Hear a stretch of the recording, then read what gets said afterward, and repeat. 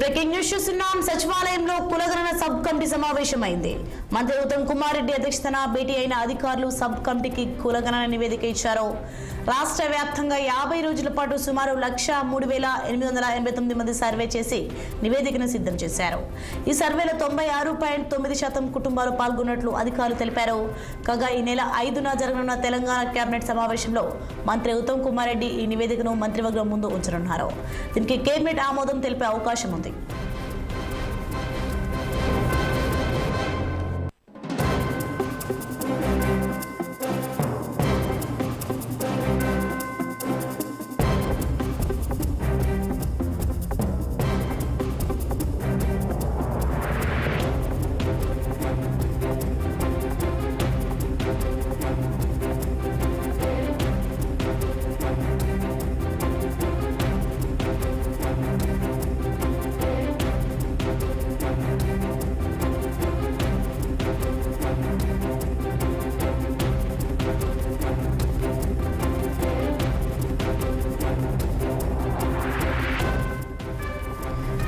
Breaking news చూస్తున్నా మనం. సచివాలయంలో కులగణన సబ్ కమిటీ సమావేశమైంది.